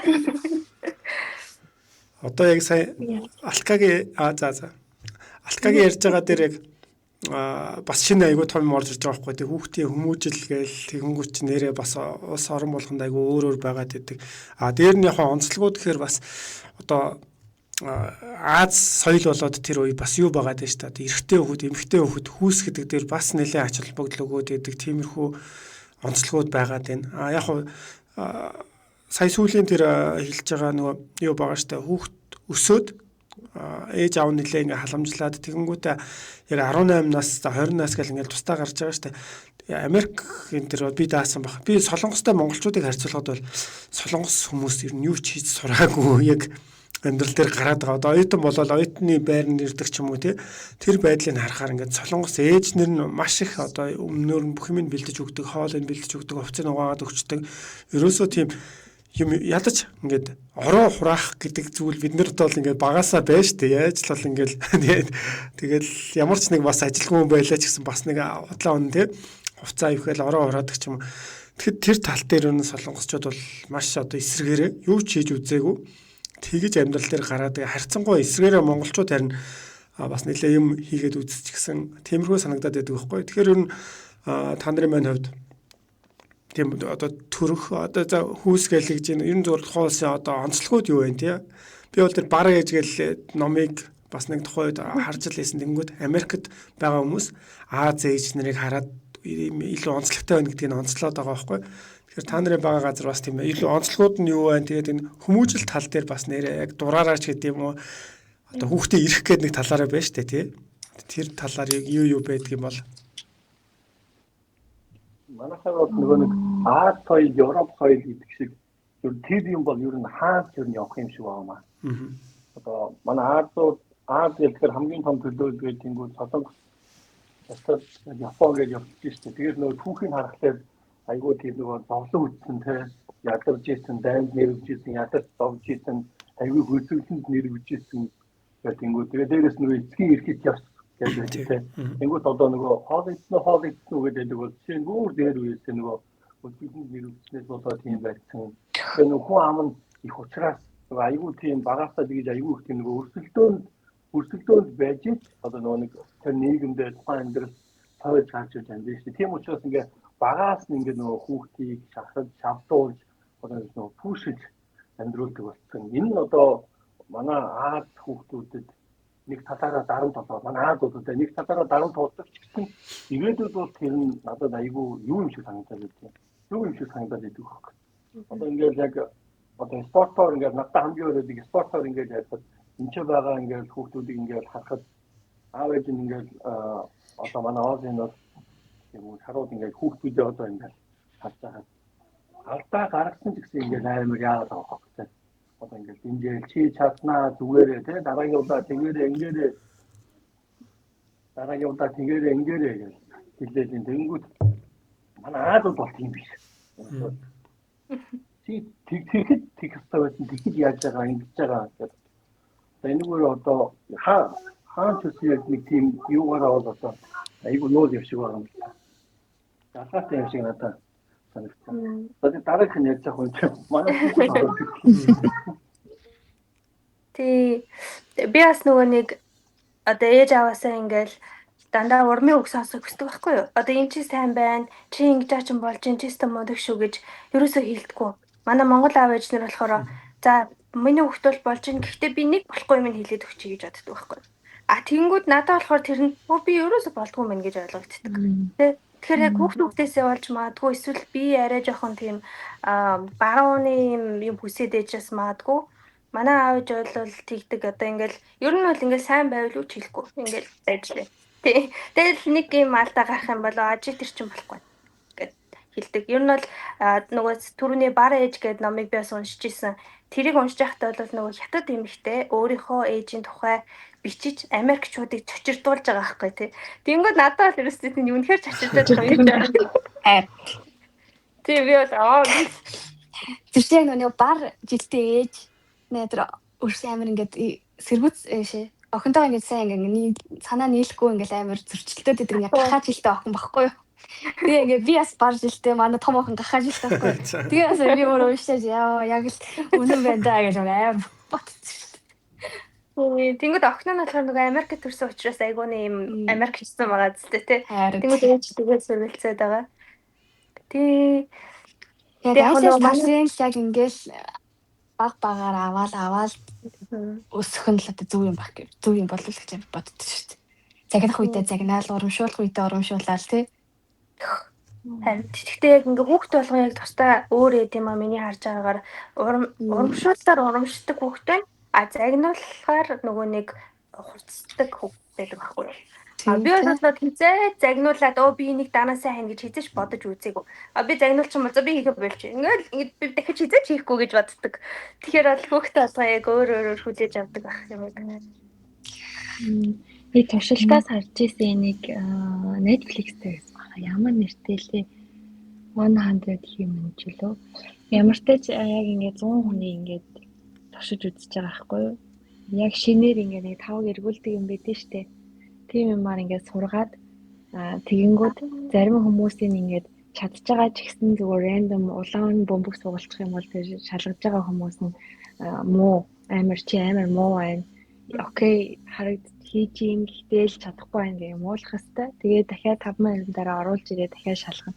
Цэнхэр бөмбөгчл ногоон бөмбөгийг авсан хүмүүс нь болохоор муу байсан сайн байсан ч амар магтаал ингээл пүүшлэл оруулж байна. Би бол чи бол талент чи бол авьяастай байна гэж бүр амар тий. Тэгээд дараа нь 5 минутын дараа яг буцаад нөгөө өмнө нь бол сайн байжгаад муу байна гэж хэлүүлчээр гарсан хүмүүс нь буцаж орж ирсэн ч юм уу бүр муу болсон байсан. Тэргээрээ муу байсан байжгаад амар магтуулж хагаад орж ирсэн хүмүүс нь бүр ингээд айгу сайн болцсон. Гэ би чамд итгэж юм чи олж чадна.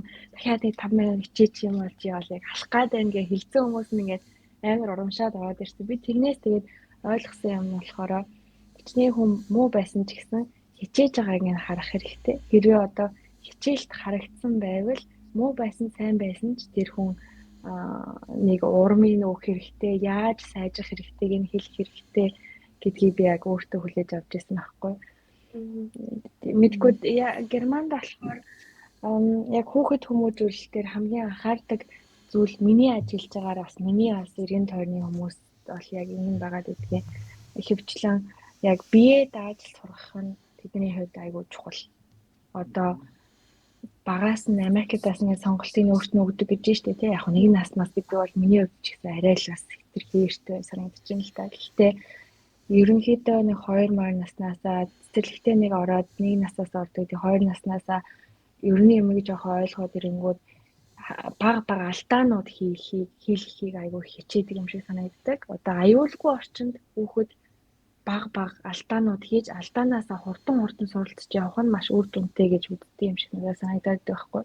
Одоо юу гэдэг зүгээр л зайрмаг ингэж авахтаа худалдагчид өөрөө хэлж чадахгүйгээр бурууг нь авцсан юм уу? Эсвэл хэлж чадахгүйгээр дутуу авцсан ч юм уу? Тэгэх юм бол одоо ингэж чиний алдаа. Гэтэ дараагийн удаад чи ингээд өөрөө ингээд сурцсан учраас яг зөвөр нь хэлээ зөвөө аав гэдэг ч юм уу тий. Одоо яг ингээд багаар ингээд сургаал яваад идэв юм шиг. Сонголт бас нэлийн хийлгүүлдэг. Хаяа бас надаа тодорхой хэмжээний сонголтыг багасгachвал зүгээр ч юм уу гэж бас бодоод идэв.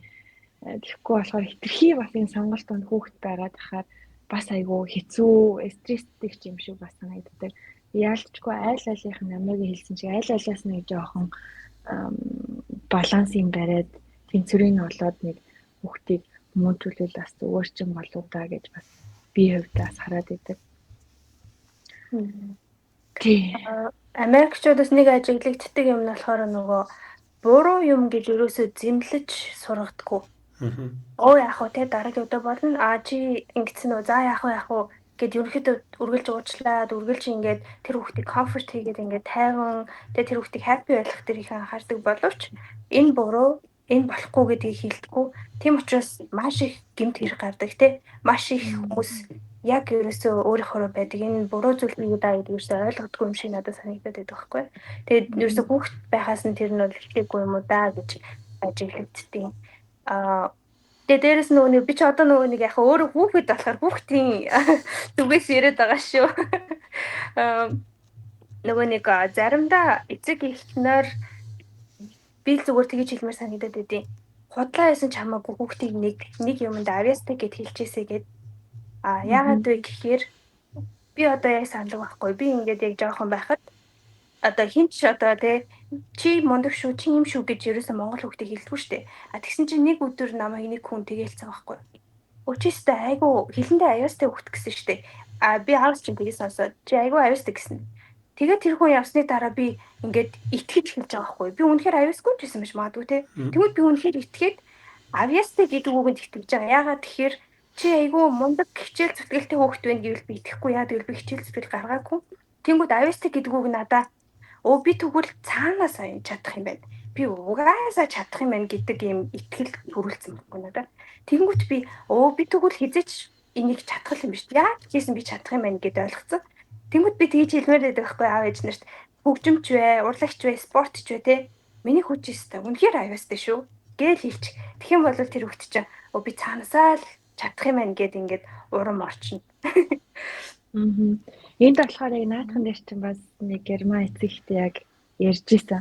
Тэгээ энэ дээр болохоор хит бас худлаа ямар ч барьцгүй тийм нэг магтаал бас бүр аюултай шүү гэж бас хэлж исэн байхгүй.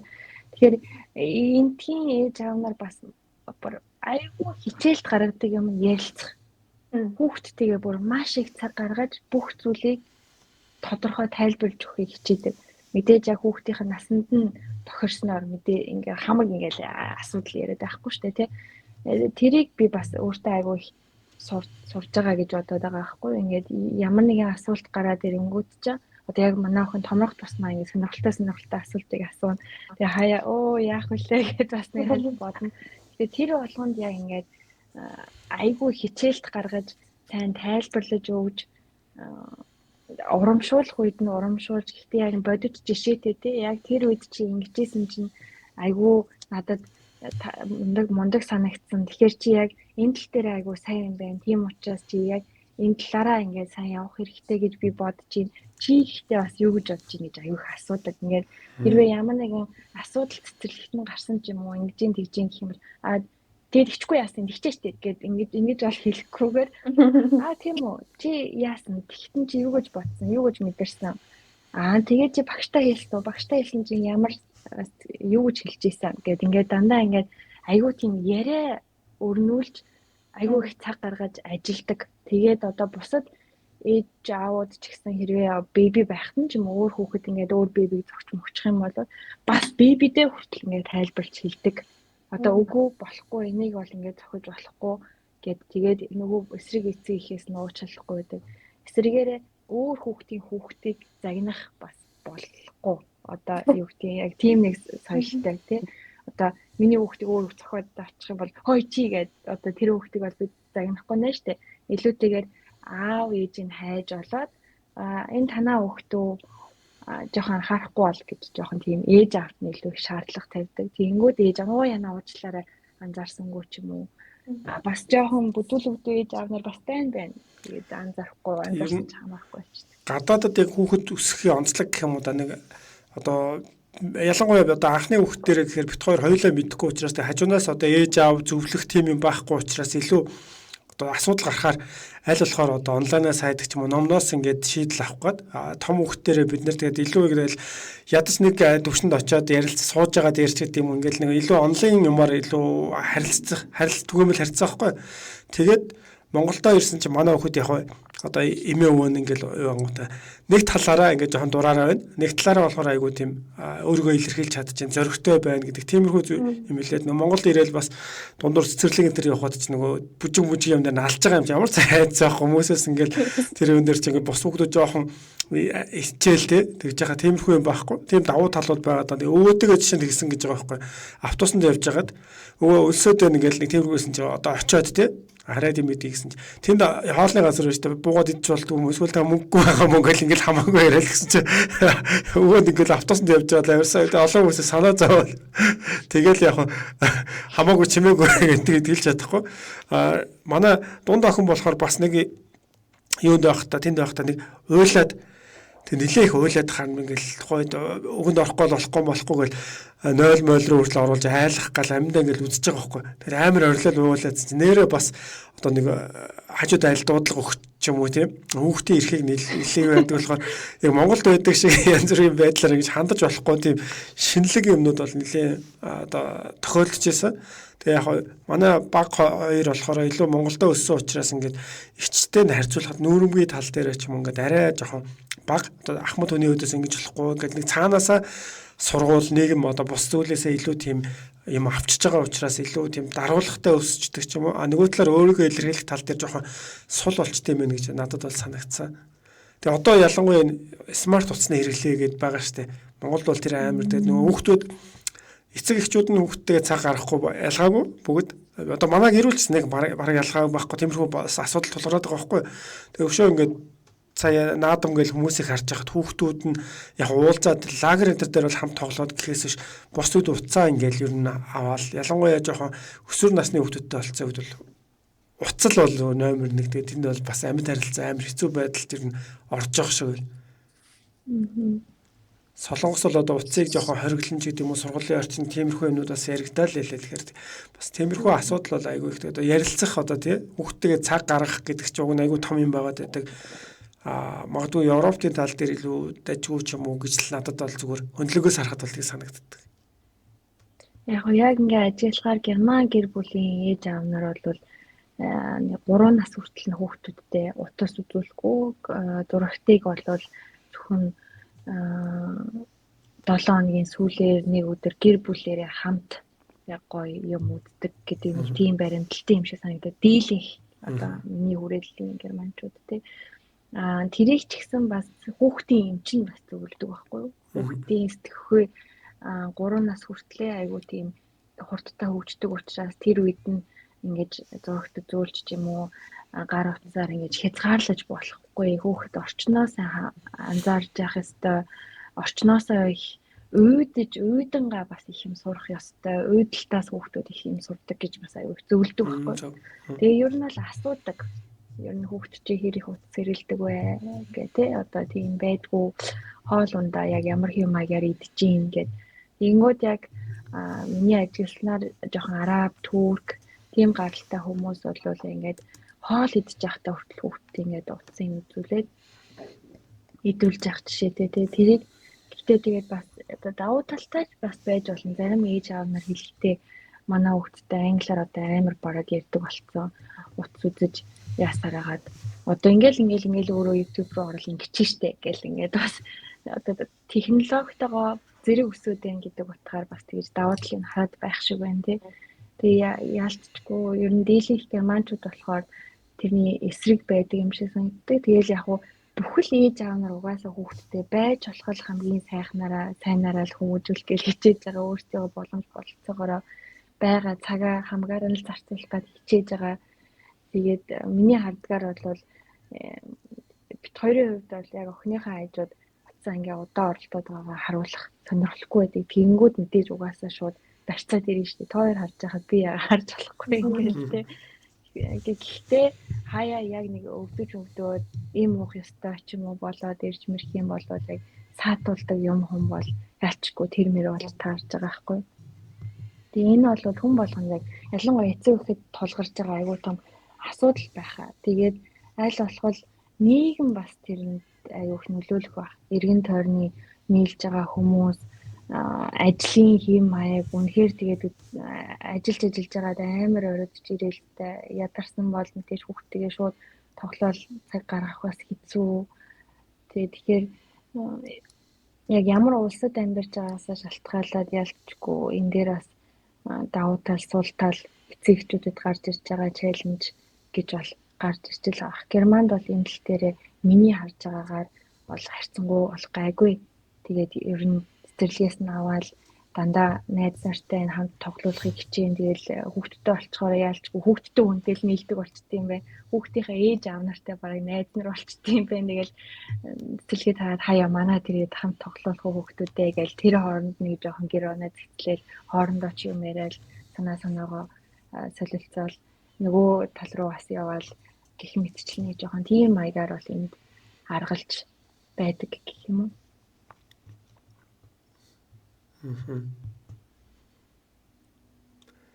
Ер нь хүмүүсийн коммент дууссан уу? Хэдэн тийм өргөн юу вэ? Тэ яриад явбал бас ингээл гарч ирээл. Яриг гэсэн юм ингээ бодчихсон ч юм тэр нь мартагтаа шал өөр сэдв болчихвол юу лээ өөр юм болчих юм. Тэгээд бүр сүлдээ ямар ч ярих юмгүй болчиход. Тэгвэл дараа үргэлжлүүлээд нөгөө сургууль боловсруул яг хүмүүжлийн онцлог гэдгээ дахиад бас лавшруулж ярьж болох юм тийм. Тэгвэл хэдүүлээ төгсгөл нь одоо ингээд хүүхэд өсөхөд та нарын байгаа улс одоо 100-аас хэдэн оноо өгж болохоор хүүхэд өсөхөд тохиромжтой гэдэг талаас бодох юм бол би бол 70-80 ч юм уу яг бас угаасаа яг тийм өрн яг бол байхгүй байгаа шүү дээ. Таны хайдугаар муу тал бол байгаа. Тэгээ миний хувьд бол яг 70-80% бол яг болчихвол гэж байна. Ялангуяа сургалтын системүүд нь бас надад айгүй таалагдаад идэв тийм. Яг заримдаа бас хит ингээд задгаа байлгах гэдэг нь таалагдахгүй. Би ч өөрөө яг нөгөө Аз скол тоолохоос бас яг тэрнээсээ болоод нэг жаахан угаасаа нөгөө өөрсдөө яг ийм скол хүмүүжээгүй болохоор одоо яг манай хүүхдүүдийн өсөж байгаа ийм зүйлийг харахаар бас заримдаа ингээд хөргөн бачимдах ч юм уу тийм тохиолдол ажиглагдаад байна. Энэний сургалтын систем нь надад нэг таалагддаг нь яадаг гэхээр 8 дугаар анги хүртэл 9 дугаар анги хүртэл ингээд яг цөөр боловсролыг эзэмшүүлээд тэнгүүдээ тэрнээс хойшоо хүүхэд ямар хичээлдээ илүү сайн байна дүнд нь одоо ингээд дүгнэлт анализ хийж агаад тэгээд одоо эцэг эхтэй нууцаа танаа хүүхэд бол энэ хичээл дээр ийм байгаа Тэгэхээр энэгээр ингээд цаашаа мэрэгшүүлээд явах юм бол илүү зүгээр байна гэж 10 дараагийн төгсгөл нь тэр хичээлийнүүдээ илүү төлөх эзэмшүүлээд тэр нь надад айгүй юу санагдаад идэв. Одоо зөв юм шиг надад санагдаад идэв байхгүй. Одоо нөгөө Монголын сургуулийн системтэй яах юм бол тэгээд зүгээр бүр зарим болохгүй хүмүүсийн шууд одоо ингээд болохгүй байна. Одоо Монголоор одоо нөгөө нэг сургууль үйлдвэрлэлийн төвөж хийдэг. Коллеж одоо ингээд коллежид хүүхдийг ороод яач гэдэг юм. Ингээд шууд аим бол тэгээд явна муу тэгээд явна. Тэгээд датаг гэх юм бол зөндөл юм байна. Зүгээр л бас ингээд яхад хүүхд өсөхөд ч гэсэн орчмыг яхад бол ер нь авч дүнэл ихэд тийм ээ. За 70-80% гэж байна. За Японы хувьд болохоор яг ингээд Япон улсын одоо хүүхдэд зориулсан улсын бодлогон дээр надад дүгнээд хэлэхэд яг Япон хүүхдтэй бол баг 90% хамгийн их дажгүй ээлтэй байх гэж ер нь би дүгнэж байна. Харин Японд амьдарч гадаад хүний хувьд бол нэг 70-80% хүүхд өсөхөд ээлтэй бас гэж ерөөхдөө дүгнэхээр байна. Миний хувьд болохоор ер нь бол илүү их боломжтой гоё тав тухтай айгүй дажгүй шүү гэж бас боддог. Одоо хүүхдтэй болох шийдвэрийг шууд утгаараа мөнгөний хэмжээнээсээ бас болгож яадаггүй. Илүүтэйгээр амьдрах орчин одоо нийгэм ой дотны хүмүүс аюулгүй хэсэг байгаа юу гэх мэтчлэн тий яг намайг хэлсэнчлэн Германд амьдарч байгаа герман ээж аав энийг өөрөөр үнэлэх баг. Гэхдээ Германд амьдарч байгаа гадаад хүмүүс бас өөрөөр үнэлэх баг. Яг миний хувьд бол яг өөрийгөө бас яг тийм хит гадаад гэж бас мэдрэх мэдрэмж маань бага байдаг учраас би нэг 80-аас 90 бол байгаа гэж бол хэлж байна. Ягаад гэвэл эрүүл мэндийн тогтолцоо тий одоо хэлсэнчлэн санхүүгийн тал дээр аюул байхгүй. Хүүхэд ямар ч үн төлбөргүй байдаг.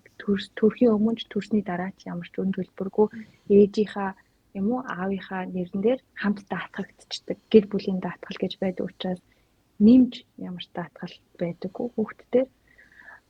Тэрийг одоо бас өөрчлөхгүй л байгаа юм шиг юм байл. Одоо жоохон энд жоохон ултар хэцүү байгаа шүү. Тэгээд их сургууль ямар ч үн төлбөргүй. Гадаад хүмүүст ч герман хүмүүст ч гэсэн үн төлбөргүй.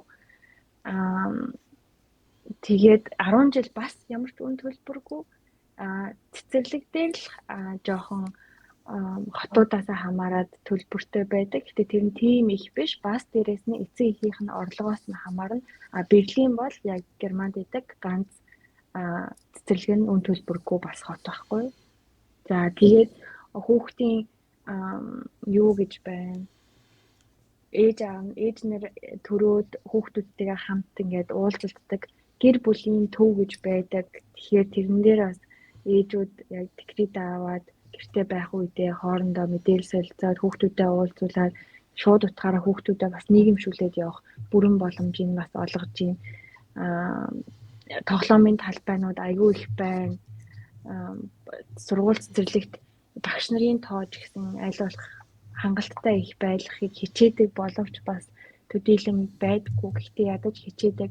Харж байгаа надад асуудлууд нь гэх юм бол жоохон одоо хэлсэнчлэн бичиг цаасны ажлын амар их байдаг. Тэгээд яг гадаад хүмүүс зарим зүйлээ тэгж өрдөөсөө мэддэггүй. Тэгээд хүүхдээ яг төлөвлөе гэхлээр бас яалтчгүй юмнуудаар төлөвлөхгүй л болвол ингээд ямар нэгэн бичиг цаасаа өгөөгөө санхүүгийн тусламж авах байсан боловч авч чадаагүй сул талтай болохоор ч юм уу тиймэрхүү юмнууд байна. Бичиг цаасны асуудал энд ер нь бол аюу хэцүү дээ. Тэрийгээ сайн судлаад авах боломжтой тусламжуудаа аваад мэдээллүүдээ сайн аваад хүмүүстэй сайн ярилцаж мэдээллүүдээ солилцож тэгэх юм бол ер нь бол маш тав тухтай. Тэгээ ажлын байрнаас мэдээж хамаарна шүү дээ. Ямар ажил эрхэлдэг, ямар мэргэжилтэй хүнээс илүү home office хийх боломжтой байх юм бол тэ оройн бас жишээлбэл нөхөд ажиллах ч юм уу эсвэл бол энд бас энийг бас хэлмээр санагдчихсэн. Энд бас ээжүүд төрөөд ээж аав аль нь ч хамаагүй нэг хүүхэдтэй 3 жил хүртэл ажилгүй байж болдог. Гэхдээ тэр нь тэр 3 жилийнх нь 1 жил нь л зөвхөн цалинтай жил байдаг.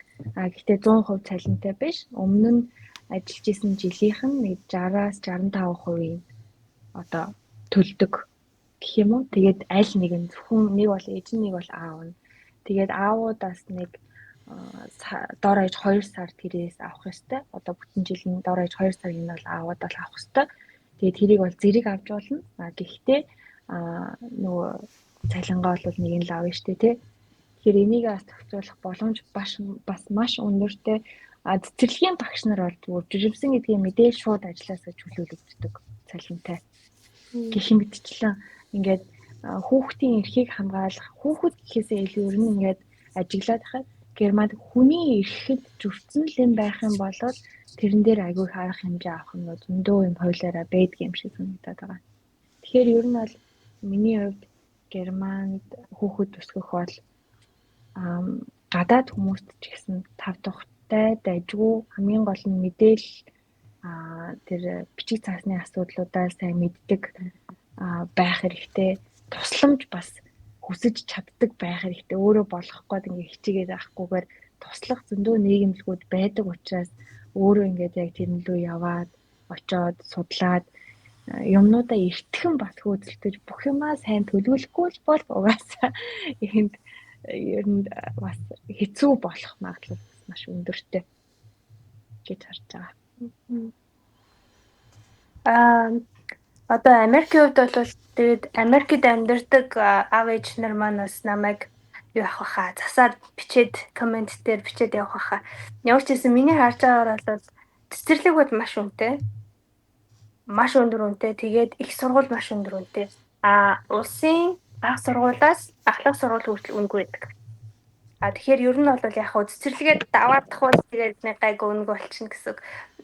Daycare эсвэл буцаад нөгөө нэг хүүхд хардаг газрууд бол бас маш үнэтэй. Одоо аав ээжийнх нь барыг цагийн ажлын хөлсөөс нь илүү үнэтэй байгаа. Өөртөө хийдэг цалингаас. Тэгээд орчин гэх юм бол мэдээж маш сайн. Гэхдээ одоо нөгөө нэг маш их нөгөө нэг сургуулийн масс шүүтинг болоод байгаа тий. Хүүхдүүдийн нөгөө аюулгүй байдал бас Америкт сүүлийн үед их алдагдаад байгаа. Тэрэн дээр жоохон санаа зовоод байгаа учраас би бол 100-аас нэг 60 кг өгд юм уу да гэж бодож байна. Би бас яг та эдэг ярьж эхлээс өмнө зүгээр 100-аас 60 гэ бодчихсан байсан. Мэдээж яг сайн зүйлүүд нэг үл сургууль одоо юу гэдэг хүртээмжтэй байдал те багш нар дээр нь ирүүл одоо аюулгүй хүнс хэрэглэх ч юм уу те нэг иймэрхүү нийтлэг нийгмийнхаа юмнуудыг бодохоор дажгүй. Зүгээр яг сул талууд нь гэх юм бол Солонгост байгаа зөвхөн гэхдээ миний үнэлгээ учраас ихэвчлэн хүмүүс маань цаг зав одоо их багтай учраас ялангуяа ээж аавууд нь цаг зав багтай учраас хүүхдтэй гаргах цаг нэлээ сул байх гэдэг. За дээр нь болохоор гадаад гэдэг утгаараа хүүхдүүд бас хэдэн наснда яаж тэнд очих уу гэдгээсээ шалтгаалаад зарим нь хэл ус муутай ирчихээр өөр нь жоохон стресс болох гэдэг. Тэгтээ өмнө Монголд байхдаа сургуулийнхаа хувьд гайгүй сурдаг ч юм уу одоо олон хүүхдүүдээ ингээд манлайлаад эвтэй байдаг байсан болвол хэлний бэрхшээл танихгүй газраас соёлын ялгаанаас болоод дунд нь гээд очиж байгаа хүүхдүүд төр бол ялангуяа нэлээ ачаал очих гээд байдаг. Багууд нь бол яг хурд нь хэлээ сураад ялгахдахгүй. Манайхны давуу тал гэхээр солонгосуудтай адилхан царайтай учраас бас хэлээ сайн сурч хүүхдүүд нь гадуурхагдах юм дээр бас гайгүй байх гэдэг. Гэхдээ бас тодорхой хэмжээний тиймэрхүү асуудлууд байгаад байдаг учраас ер нь бол би бол 100-аас 60 гэж тэгж бодож байна. За тэгвэл хэдүүлээ өнөөдрийнхөө яриаг энэ үргээд өндөрлөх үү? Юугаа тасалчаа тэгээд нэг хэдүүлээ нэг 5 минут ярилцаа дараагийн сэдвээ өөртөө сонгочих уу? За. За баярлаа. Баярлалаа. Баяртай. Баяртай. Баярлалаа.